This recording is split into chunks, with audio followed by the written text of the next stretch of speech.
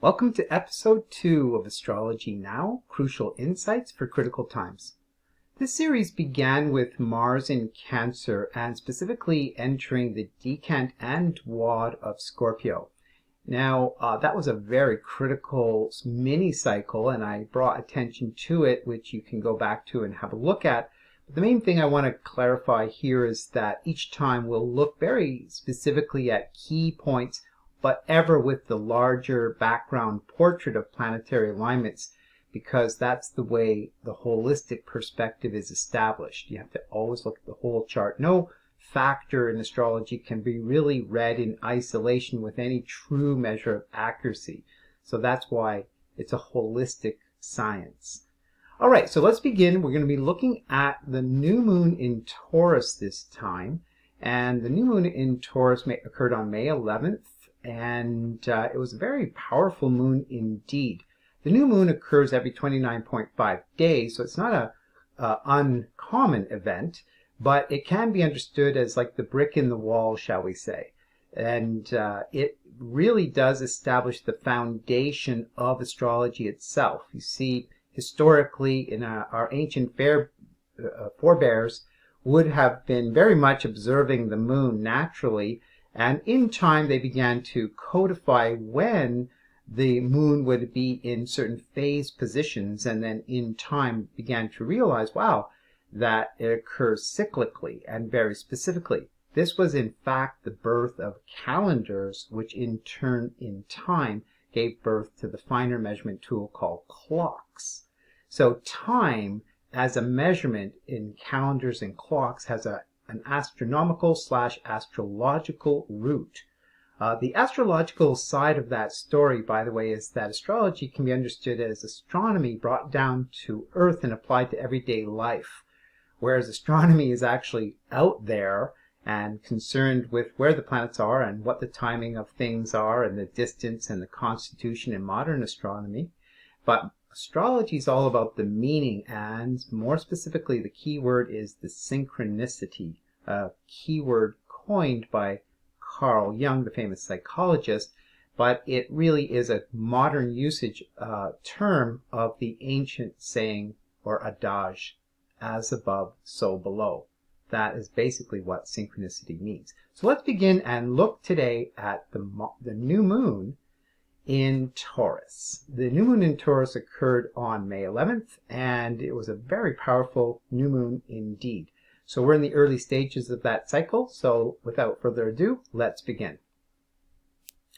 So here we are, and we're looking at this new moon in Taurus, which again occurred on May 11th, 2021. Depending on where you were located in the planet, it could have been May 10th. It goes like that with time change in time zones, of course. This is set for Greenwich Mean Time, which is also known as Universal Time, and basically marks the 0 hour end for the date for everywhere in the world. Now, what I will do always in this series, as mentioned last time, is place the sun on the ascendant, or make the ascendant, shall we say, and all the house cusps equal to that exact degree. It's called a solar chart, and specifically what's called the sun on the first house cusp solar chart. And it's quite helpful for looking generically at what's going on, as opposed to, if we were looking at any given specific location, we'd want to look at the longitude and latitude of that location. But because the focus here is global, we are using this technique, and once again, it's very helpful. Basically, there's many ways you can look at a chart from many angles. You can look at it from the angle of any given planet if you like. It's like each planet would be like a different perspective on the whole picture, but the sun in Western astrology in particular is truly and literally the star of the show. And Western astrology, it should be noted, it is a solar system, as in a sun-centered system of astrology. Now, all that said, we still recognize that the Earth is in the center here, as the image at the very opening revealed. The Earth is at the center point because that is from where we experience the cosmos, the solar system in particular, but of course the starry background as well. Now, looking at this new moon, what you'll notice very quickly is that the moon and sun at 21 degrees 17 specifically were also joined with by the black moon. There is this hypothetical point called the black moon in astrology, which has taken on a new prominence over the past decade or so, maybe even earlier by some pioneers, but it's become more popular in, post internet, at least, astrology. And it's because the moon has a ever so slightly elliptical orbit, and when it is at its furthest point away from the sun, the earth, it presents a key point. And the black moon has sort of a subconscious underbelly factor. It's like a shadow issue. It's not like dark and evil, but it is known sort of as a bit of an Achilles heel, a bit of a blind spot is probably the best keyword for the black moon. In Taurus, Taurus is the most sensual sign in the zodiac, by the way, very comfort oriented. I mean, you can meet a Taurus, they can be very industrious, they can be very nervous, they can be all kinds of things. It does depend on the whole chart. There's many factors. But generally, as a sign, archetypally, Taurus is sort of has a side to it, at least, which can be very kind of comfort-oriented, slow but sure, traditional. Sensual is a lovely word for Taurus, and, a very beautiful time of the year that it occurs during, through May and then April through May. You get this wonderful time period of spring blossoming, and all of the plants and animals coming out from their hibernation, etc. So it's a lovely time that way. But Taurus does have generally other sides to it. So when we can think of the bull, we can think of a leisurely, kind of calm creature, if you like. But then there's the bull aspect of the Taurus, and anybody who's paid any attention to the factor of the bull in the world can appreciate that it can be a fierce creature indeed, and full of fire and passion. So there is that side of Taurus, definitely. I'm saying Scorpio because Scorpio is the polar opposite of Taurus. And when it comes to astrology, in the back of one's mind as an astrologer, you're often at least thinking about the polar opposite sign to the one you're focused on, because it's like the other side of the coin. So it's a way of saying it. Now, mostly you want to also understand that at any given point, the whole chart must be taken into consideration, all the planets. Now, I have included the asteroids, and I will often do that. There are 6 main asteroids that play a key role in modern astrology. 7 if you want to include Chiron. Chiron is very maverick, and it can be understood as a planetoid, an asteroid. It kind of has this maverick designation. It still to this day hasn't a firm designation of what that planetary body is. It's been listed in different ways, and you'll see that if you really do some research on it. But then there are asteroids in the asteroid belt, and there are many, but 6 of the main ones used by astrologers are all female or feminine. You could say, when referring to the planets as archetypes, or traditionally what's called the gods, these 6 asteroids are feminine goddess, if you like, goddess energies. Traditionally in astrology, the feminine planets mostly are the moon and Venus. So there's a lot of masculine energy countering that otherwise female principle. So the asteroid goddesses have come in, shall we say, and are indeed synchronizing with outer world and society, with women ascending to new levels of power. Now, yes, we can attribute that to the modern world changes with an information age and the economy not being what it used to be, agricultural and so forth. Predominantly, it has shifted to a whole new perspective of course, the information age and modern technology, specifically computers, which has changed the world, and it continues to change the world.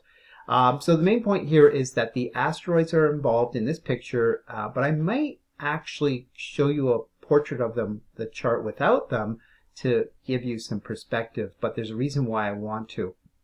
Now, getting back to this new moon, we can look specifically at the fact that the sun, moon, and black moon were the anchor themes, and specifically at the 21st degree of Taurus. Now, on the surface of that particular new moon, what you want to do is look at what planets are hovering close. There's Uranus also in Taurus. Uranus is that planet that is very much currently involved in or synchronistically reflective of the changing economy. The fact that at a very personal level, how we earn money and the foundational money economy world in the world societally is changing, and that's the synchronicity. It's tempting, of course, to feel frustrated sometimes and blame politicians and governments and so forth, and it's not to say that they aren't playing their role, but on the larger platform it's a synchronicity. So it's not to condone activities and actions taken, but at the other end of the scale, we can't control them really, aside from our endeavors to exercise our political democratic rights, which is an important theme, of course. And I say that in part because Uranus is the ruling planet for Aquarius, and Aquarius is very much what you could call the sign most strongly related to the ongoing revolutionary impulse required for democracy. So I just want to throw that in because, again, the Taurus factor here includes Uranus and the revolutionary times we're in, linked to Taurus, which again is how or we earn money. It's all about personal wealth, basically speaking. Now, there's more to Taurus than just personal wealth. We can get into themes of talent, beauty, resourcefulness is very much a Taurian theme, and we can get into how we bring our skills and talents to the fore in the world, again, to engage societally to earn a living. Taurus is also the sign of multiple streams of income. On the other hand, Taurus is very much linked to beauty, sensuality, comfort, familiarity, security. That comfort, familiarity, and security factor is really important, and Taurus is said to be the sign that likes change the least. I say all this too because the black moon, which is very much like a blind spot in one's chart or in any given chart, is indicating the tendency now currently for all of us to be resistant to the changes that are occurring. We generally would like, most people would like things to return to a closer semblance of normal that we've been enjoying and experiencing. And these rather abrupt changes that are occurring and have been occurring since COVID-19 is something that has come about as something of an offensive assault on our lives. And many people are yielding to that, but many people are not, and there's been a lot of casualties as a consequence. Now, the main thing is that that is indicated by Uranus in Taurus, but the black moon says, it's kind of funny to say, it's almost like a positive in that it's resisting the change. So it's operating like a set of brakes, you might say. And because it's so closely aligned with the moon and sun in this chart, which, by the way, it should be noted, a new moon occurs every 29.5 days, so this chart represents a 29.5 day time period. Of course, all the other planets will be in motion at their varying degrees and rates of motion, but so we're looking at the snapshot moment, of course, just like the moment you took your first breath, which is your birth chart's signature moment. What we do when we look at news cycles is look at a conjunction of two planets and the exact moment they occur, and again take a snapshot portrait. And so here we are now. So there's Uranus once again in Taurus. Now the other planet that's very significant is Venus. Now it just so happens, interestingly enough, Venus, which rules Taurus, is the next planet. It's called the lead planet to the sun. Whatever planet is, just except for the black moon. The black moon is sort of a hypothetical planet, so while it's there and it's significant and it does have meaning, it's not strictly a planet. Okay, it's known more, I call it a planet, I made a mistake. It's actually known as a hypothetical point. All right, it's not a planetary body. So don't go trying to look and prove that there's a little body, a moon, called the black moon out there. It's not, in fact, to be found.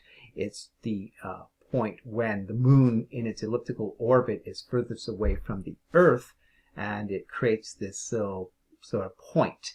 And once again, it's recognized and observed as a blind spot in one's chart. So in this generic new moon chart in Taurus, it's here for the entire month, and it's playing a role of being resistant to change that's rolling in. So again, ironically, it may even positively be interpreted. It's very funny. It's never quite linear when it comes to life and astrology. Sometimes what can seem like a handicap can be a positive. Generally, though, the black moon is seen as an issue to overcome, a blind spot to recognize, and to break free of that general limitation. All right, so the black moon in Taurus conjunct the sun and moon is a factor theme for the month. Now, all of the above are ruled, once again, by Venus. Now, Venus is in Gemini, and that Gemini factor is bringing in a communications principle, and it does, probably because of its exact degree, refer to a lot of dialogue going on in people's homes, among family members and neighbors, because it's in the sign of Gemini, which is the sign of neighbors, but it's in the Dwad of Cancer, which is the sign of families.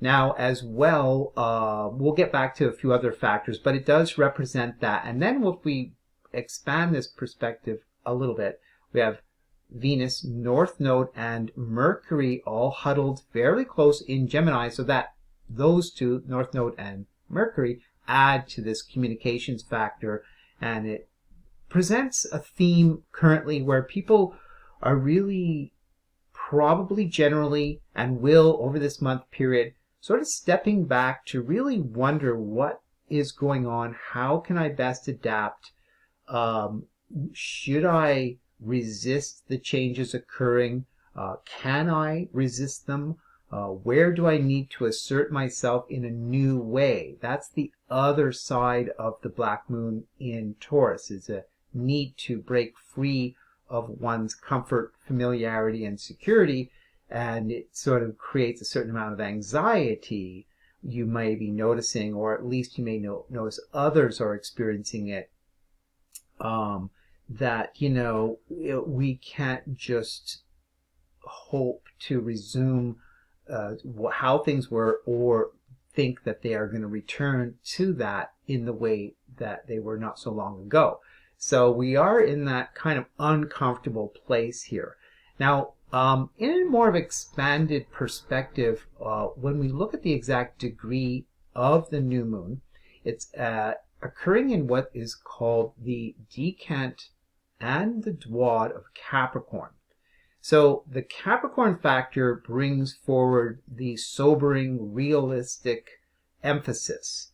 So where Taurus is sober and realistic as an earth sign regarding skills and talents that are brought to the fore to earn a living, Capricorn is more of a sober principle linked to laws and rules and governments and social orders, etc. Okay. Now, specifically, we can appreciate that Capricorn background influence, but astrology is very much about signs, yes indeed, but planets. If you want to understand astrology in its core, you understand that it's all about the planets. The signs and the houses and the aspects and all the other interrelated details like decants and dwads and dispositors, and there's a whole list of their fine-tuning of weighing the planets. Okay, that's when we look at a chart, we're assessing the chart as a whole, and what we want to do is decipher what's in a metaphorical sense the weight of a planet, and that's a part of the art of astrology. It is somewhat interpretive, but it is based on rules and facts, so it's important to understand that. Now, the key thing here is that Saturn is the ruling planet for Capricorn, and there it is, very high in the chart in Aquarius, and of course it shares a relationship with Jupiter. And the reason it does is because basically they're both in the same sign of Aquarius.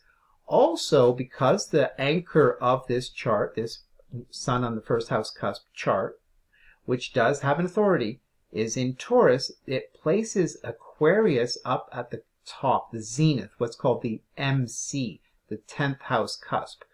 That house cusp is ruled by Capricorn. So there's this strong Capricorn theme in the chart being pronounced. Now, what's really interesting is that where Capricorn is the traditional establishment, the old guard, Aquarius, as mentioned a few minutes ago, is revolutionary. It's all about the future cometh, and sometimes quicker than others. We're always moving towards the future. And Aquarius, again, any archetype has many, many levels of interpretation, but I like basically to remind people that Aquarius is symbolic of democracy and the revolutionary beat and pulse required in society to not yield to conformity. I'll throw this in very quickly. Conformity is the antithesis of democracy. So while there's a certain degree of going along with how things are, to flowing with the traffic, shall we say, to not rocking the boat, to not be a troublemaker, and not to instigate, problems for others unnecessarily, etc., all good principles to live by. On the other hand, if we don't exercise our democratic rights, which sort of is to say, democracy is not something you get, it's something you do. It's a process, and it's actually a revolutionary process because, sadly, power drives us all, and therefore tyranny, tyrannical attitudes of I have to win, I have to be the top dog, I have to be the champ, I have to be the most powerful, the best, the biggest, which aren't bad things. It's fine. It's part of the game of life. But if we aren't careful, what will happen very, very quickly is this natural desire for power, which is very emphasized in certain people and groups, will very quickly, very happily assume authority. It will take that power, and to such an extent as to want to diminish all competition. It could even, in the most extreme sense, get violent. It could want to eliminate any competition to its claim to power. All of which is linked to Capricorn, by the way. Capricorn, it's interesting in astrology, it's the sign that rules this point, the zenith. And if you were to look at the chart like in a metaphorical sense, as though here's a horizon, you might say this is like a mountain peak. It's like you're looking at a volcano in the distance, all right? And this would be the very peak of that volcano. So Saturn, which is the Capricorn, which is ruled by Saturn, is very much the very principle of worldly ambition. Okay, and it's in fact the closest association to what we could even call satanic energy. Now, when I refer to satanic energy, what I'm mostly referring to is attachment to power / control. That can be described. Now, we're not going to get into all the dark and dirty aspects of that word linked to rituals and so forth, but there is that association factor. But even the rituals, whatever that means exactly, whatever happens there, is all about conjuring and trying to enter into activities, rituals in this case, to generate more power one way or another. And I'll leave you to the details to go and find out more and elaborate upon what that means. But just basically know that Saturn and Capricorn are linked to worldly power and invariably includes attachment, which becomes control, competition, and Saturn is often referred to as Satan. Now, I want to say these things humbly in a manner not to point fingers at anybody, and neither to make a blanket statement that, you know, people who are Capricorns or have strong Saturn or who are very ambitious and who are exercising their power are in any way evil, because you see, the irony is that not having power is the root of evil, but the other side of the coin for power is wanting it too much in a way where you're diminishing the power of others. So a truly, genuinely powerful institution or person, etc., would turn its attention to empowering people, okay, empowering others. And, you know, thereby it would take on what could be understood as a spiritual principle. It would be committed as opposed to attached. All right. So now I'm mentioning all of this because of the link from this new moon to the Capricorn factor, which happens to be occupied very much by Aquarius in this particular chart. It all began with the fact that Uranus is the trailing planet to the new moon, but which so happens to itself be in Taurus. So it really was drawn in, but it's also very specifically, once again, that 21 degrees is the third decant of Taurus, which is related to the sign, the third earth sign, Capricorn, and the very specific duad, the 2.5 degree segment. I mentioned this last week, so I'm going to mention it to you again. If you take any 30-degree sign and divide it by 12, you create a fractal principle of 12 segments of 2.5 degrees. That's called a duad, D-W-A-D or D-U-A-D. So I'm not going to repeat that each episode, but I just want to get it anchored in your mind that it's a very important factor to really know what's going on in the chart. And I observe how not as many astrologers as should, they don't pay attention to that. It's sort of a more wide kind of open look at just planets. And there's a lot to learn in astrology, so it's understandable that they may bypass that, so they may know about it, but I don't even hear comments. For me, without understanding those finer details, it's like looking at book covers without looking at, you know, the deeper contents, the foreword, the intro, and, you know, what chapters and outlines are there. So if you want to get a better look, you start to look at the finer details. It's more truly the science of astrology to get into the finer details, but you always have to make sure you pay attention to the big picture at the same time, which we're going to do in a moment. So the main thing here is that there's a very strong Aquarian theme linked to the Capricorn factor. That's where you're now getting an experience of the overlays of influences, okay? So, and that is the revolutionary sign, and sure enough, Saturn and Jupiter are high in the chart, so it shows that we're in a cycle that can be described as very revolutionary. And the Uranus factor here in Taurus is in the decantant duad of Virgo, which pulls in Mercury, which itself in Gemini is in the decantant duad of Libra.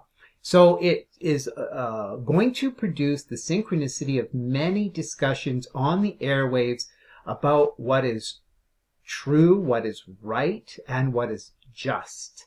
I say just because Mercury here in Libra, the sign of fairness, equality, balance, and justice. When I say balance, I say it with a certain emphasis because it should be noted that balance is never achieved in life, in nature, in a static state. The scales, the sign of Libra, symbolized by the scales, is always moving. All right, so there's this dynamic principle behind balance, but we'll get to that another time. The main point is this overall chart reveals this. Now, I'm going to, so we're having a little look at this new moon in Taurus factor, recognizing it's stimulating, even though it's comfort, familiarity, security, kind of oriented, it's kind of lovely that way. And the black moon increases that factor as well, in a sort of a resistant-oriented, stubborn, shall we say, contributing factor to this overall picture. But it's at the positive end, it's kind of slowing down the revolutionary pace of things as with this Saturn Aquarius, Jupiter Aquarius factor, they kind of crown the chart like they're two sentinels on either side of the monarch's seat, if you like. Even saying monarch is a bit of an antithetical term, but the ruler's position, shall we say. All in a very democratic sense. On that note, we all should recognize that we are meant to occupy a certain autonomous authority of power in the world. It's like, in other words, a true democracy recognizes that it's all for one and one for all. All for one and one for all. If it's not and, if it's all for one, that is a form of tyranny. And if it's all for one, that's an imbalance as well, because it's a factor of, but this all for one means that one person symbolizes what we all want. The freedoms, rights, etc. of one person is significant for us all to honor. So it creates a principle of equality, not a matter of race or intelligence or wealth or even social positioning should make a person more important and valuable than another person. But in the world, that is an ideal, because we are aggressive with each other, and we lack empathy and compassion and all of those things that go with mutual respect and all of those higher ideals of society, which once again are an ongoing aspiration as opposed to a reality. So there's some principles of politics and political psychology and philosophy in here because of how strong this chart is emphasizing that very thing. Now, I did mention before something about the whole chart, and you'll notice that there's these here in a usual perspective on this chart, you would have what's called a bowl chart. I'm going to show you that right here. Okay, what I did was I took the asteroids out so you would have a cleaner look at this bowl chart with Pluto at what we call the cutting planet position. It's kind of ironic because the chart does read counterclockwise, but the planets, due to what's called diurnal motion of the Earth spinning, appeared to move this way. We won't get into it too much. One time in this upcoming episode, I'll show you what that looks like. But for now, we're just going to rest assured that this is the cutting planet. Now, Mars is at 11 degrees and Pluto at 26. So Mars is moving steadily towards an opposition to Pluto in Capricorn, the opposite sign of which is the sign of Cancer. So it's not as full measure bold chart yet. When Mars becomes exact to Pluto, which I'm going to show you right here, we're just going to look at this little tool as I showed you last time. I'll enlarge it for you, and we're gonna go by days. You see, we're on May 16th, so this will be one click May 17th. Okay, 18, 19. So we're gonna go and we're gonna see when does Mars, in fact, and we're gonna look at this another time, not today, but just a quick look. Is that on the June 5th, 2021, Mars will have achieved exact opposition to Pluto. Interestingly, at that time, on that day, the moon will be in Aries. So that'll be for a short period of time because the moon moves very quickly, 12 degrees approximately per day. So, but we'll get back to that next time. What I just wanted to show you that there's a developing bold chart, a bold chart that will occur in its most exact and initially on June the 5th. So we're going to get back to that in the next couple of episodes. So now getting back to what I just showed you, is the main thing to understand is this bold chart shows no planets here, but in the previous chart I showed you some asteroids and their feminine energy. So I interpret that to mean, although they're generally considered minor players, like not as main, like if you're watching a movie, they're playing roles, but they're not as main characters as the major lead players on the set, but they do play a role. And so those 4 asteroids you saw before that included Astrea, Juno, Vesta, and Hygeia, to me represent the voice of the women or the feminine. Okay, the women and the feminine in our society at this time are playing a key role, and in particular, this particular 1 month cycle, it's strongly emphasized.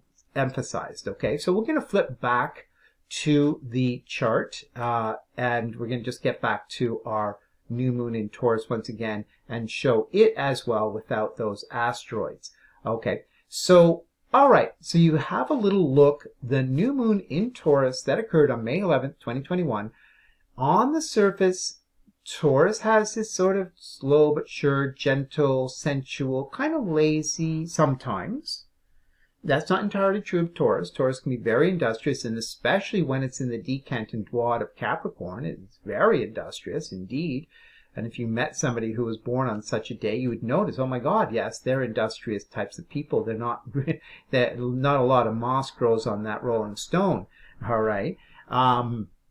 For example, but more specifically, in this chart, they are hosting a very strong Aquarian theme, which is interesting because, as mentioned, the bowl that's emerging includes Pluto, which is the planet of highest degree. Well, no, that's not true. It's in the bowl, it's the cutting planet. It's Jupiter, which is the highest degree in this chart. And I'm going to, in the next episode, more specifically look at Jupiter entering Pisces, where it will be for approximately 10 weeks. And we're also, in the following episode beyond that, going to look more specifically at Pluto in Capricorn, which is playing a very major role these days.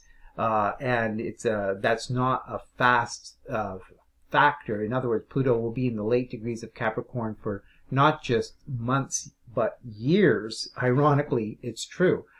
So we're going to go to that in a couple of episodes from now, and I'll elaborate on what that means and why.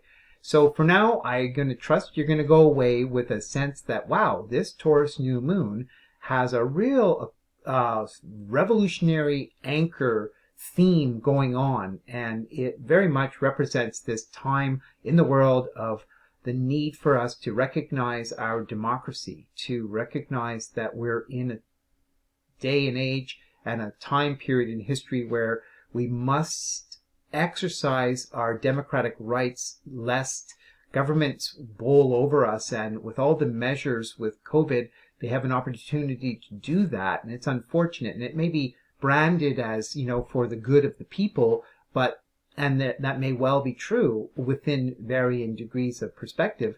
But at the same time, when people are in positions of power and authority, it can go to their head at worst. And so they can begin to become comfortable with having a lot of authority over people. And they can sort of begin to take liberties that they shouldn't. They begin to feel, oh, we're going to now pass certain laws. Now that we have this much power, let's go for more. And of course, they may be pressured by lobbyists and others behind them. That opportunists are a part of life. There's goal setters, there's opportunists, and all of the other sorts, but those two in particular. But opportunists are those who, at best, are very vigilantly aware of what's going on, but at worst, they take advantage of situations for their own benefit, whether they're an individual or a group of any given size. And it's where the game of life is an ongoing one of, power and the pursuit of power, but the need for the collective, the general masses to be very, very aware of that. So I didn't know I was going to talk about that, but it really emerged here as an important theme with the Saturn-Jupiter in Aquarius factor crowning this chart. So there you go. There's some insights for this new moon in Taurus. Not a gentle, simple, peaceful, grazing cow kind of energy at all. It's dynamic, it's robust, it's full of passion, and it has a very strong revolutionary democratic impulse, and it's our opportunity to recognize that and take full advantage of this time period. Thank you for being here today, and I'll look forward to seeing you next time.